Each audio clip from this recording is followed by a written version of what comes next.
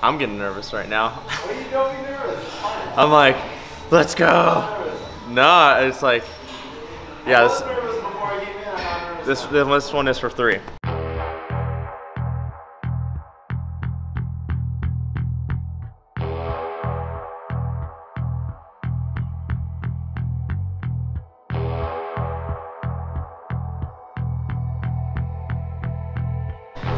Good to go? Good to go.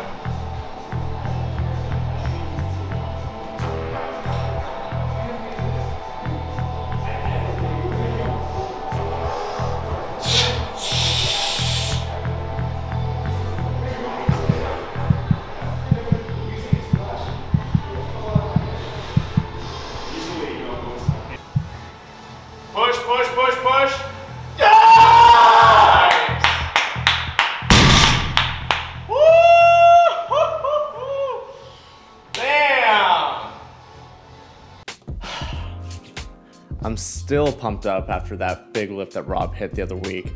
What's going on, everyone? So you just watched the video of my client Rob hitting 405 on the deadlift, and that was definitely one of the biggest lifts, or one of the biggest accomplishments that I've had in my training career, taking somebody from a starting position and getting him to 405 pounds, which is a huge milestone. And for somebody at his age who's 49 years old, I mean, it's incredible. All the programming, the blood, the sweat, the tears, everything came to this crescendo just before the end of the year. And I'm so proud of him. He did such an amazing job. What I wanted to touch on today was, how do we accomplish something like that? How do we go from wherever your deadlift is to hitting in a lifetime or an all-time PR? Right off the top of my head, I can think of 3 things, 3 main things that we focused on throughout the year of programming that helped him get from where he was to where he is today with that 405-pound deadlift.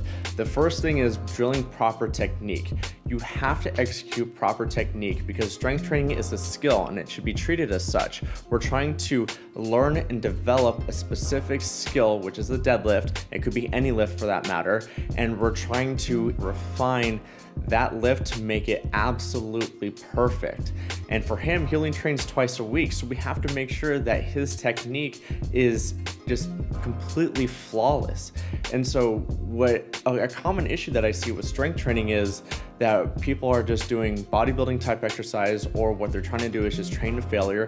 That's not the key. We want to make sure that we're working on building proper technique in whatever exercise that we're performing, because it's going to conserve more energy. We're going to use that energy that we conserve to the main lift, and we can significantly reduce our risk of injury. We want to make sure that everything is firing at the right time so that we can execute the lift properly and achieve some incredible feats of strength, whether that's in the deadlift, the squat, the bench press, or whatever exercise that you choose. We have to make sure that we're going to execute proper technique. And then the other thing is proper programming. We're not trying to train to failure. This isn't bodybuilding. We're not trying to train for hypertrophy. What we're trying to do is develop strength, and strength lives in lower rep ranges. We don't want to go and exceed 6 reps, might even be a little bit too much, but going outside that realm is not going to be beneficial for someone who's looking to develop pure raw strength. We have to stick with the lower rep ranges, focus on the quality of movement in those lower rep ranges. So if you start to feel that your form or your technique is deteriorating as you start to progress through your program, or as you start to progress through your workout, then you should probably back off and work on quality of movement. Again, work on your technique, go for lower rep ranges, make sure you focus on quality. That's what Rob and I did in the beginning. We focused on 5 reps, 3 reps, just executing flawless technique. In fact, what we did was we worked on developing his strength base, and that started with 2 reps at 255, and then building 2 reps over 9 sets and developing that over the course of our program. We just worked on 2 perfect reps and then just compounded that, went from 2 to 3 to 4 to 5 at 255 before we started to hit the actual strength test to get up to 405. So if you focus on quality of movement and you focus on proper programming, staying at those lower rep ranges, you're going to be able to hit a bigger lift. And the final thing is making sure that you stay the course. I programmed for Rob to hit 405 over the course of a year, and we were about a month shy of hitting that target date. But it's still amazing because you got to look at it. He was gone for a couple weeks over the summer. There were injuries from soccer. There were illnesses. You know, we all get sick every now and then. And you know, you may come into the gym one day and you may feel too fatigued. Maybe you didn't get enough sleep. Maybe you didn't eat enough. There's a lot of different stressors or factors that can play into how well we're going to perform that very day. But you have to make sure that you can stay the course. If you need to iterate in some way, if you need to change what the program is slightly, maybe go a little bit lighter that day, maybe you work a little bit less volume, or break the volume up in a way that maybe isn't as much weight, but over the course of the workout, you're still hitting the total weight for that workout. Figure out a way to stay on the path and don't let yourself get defeated just because you had a minor setback.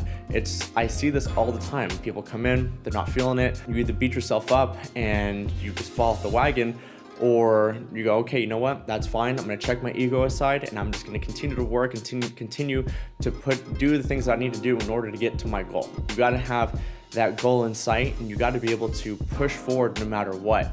Just understand that there are gonna be a few speed bumps in the way, but you're gonna be able to push past those hurdles and see yourself on the other side much stronger and much happier because you accomplished that goal for yourself. So those are the three main things: just working on his technique, proper programming, and then just making sure that you stay the course, that led us to this huge successful lift. I'm super proud of you, Rob. You did such an incredible job over the course of the entire time that we've trained together. And if you're out there and you want to hit a big lift, or you're looking to achieve a goal, whether that's in fitness or that's in life, just remember, you got to stay the course and you just got to push through any obstacle that comes in your way, because on the other side, you're going to see glory. Bam. Now, you got to check out what Rob did after he hit 405 that day. I don't know what most people do when they hit 405 on their deadlift, but Big Rob over here going, oh yeah, hitting some swings after the big 405 lift. Beast mode.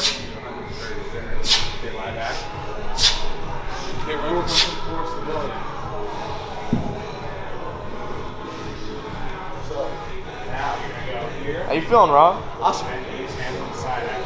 Do everything today. Precious 405, and let's go ahead and just hit some swings with the beast. No big deal. You crush a goal. It's on to the next one, baby.